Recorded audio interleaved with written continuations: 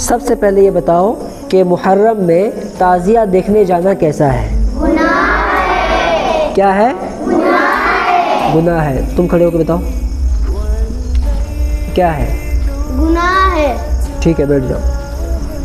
محرم میں تعزیہ بنانا اور ماتم کرنا کس کا کام ہے؟ صحابہ کے دشمن کا۔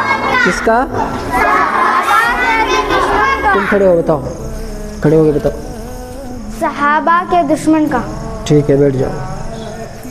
اب یہ بتاؤ کہ 10 محرم کو تعزیہ اٹھانا کیسا ہے؟ مکروہ، ناجائز اور بدعت سیئہ ہے۔ چلو تم بتاؤ۔ 10 محرم کو تعزیہ اٹھانا کیسا ہے بتاؤ؟ مکروہ، ناجائز اور بدعت سیئہ ہے۔ تو سمجھ گئے 10 محرم کو تعزیہ اٹھانا کیسا ہے؟ مکروہ، ناجائز اور بدعت سیئہ ہے۔ ٹھیک ہے، بیٹھ جاؤ۔ اچھا اب یہ بتاؤ کہ یہ رسم کس نے ایجاد کیا تھا؟ بتاؤ۔ شیعہ کون بتائے گی؟ تم کھڑی ہو، بتاؤ یہ رسم کس نے ایجاد کیا تھا؟ شیعہ لوگوں نے۔ شیعہ لوگوں نے، ہے نا؟ ٹھیک ہے، بیٹھ جاؤ۔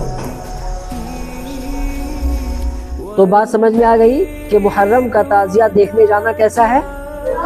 گناہ ہے، گناہ۔ ٹھیک ہے، اور محرم میں ماتم کرنا، تعزیہ بنانا یہ کس کا کام ہے؟ ہاں، صحابہ کے دشمن کا۔ اور صحابہ کسے کہتے ہیں؟ صحابہ کہتے ہیں حضرت محمد صلی اللہ علیہ وسلم کے ساتھی کو، یعنی وہ اصحاب جو آپ صلی اللہ علیہ وسلم پر ایمان لائے اور ایمان ہی کی حالت میں اس دنیا سے چلے گئے، انہیں کہتے ہیں صحابہ۔ سمجھ گئے؟ اور 10 محرم کو تعزیہ اٹھانا کیسا ہے؟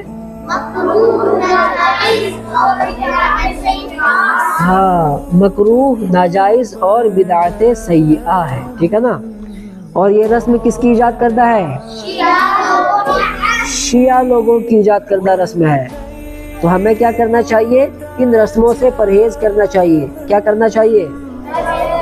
پرہیز کرنا چاہیے، ان رسموں سے بچنا چاہیے۔ ٹھیک ہے، چلو۔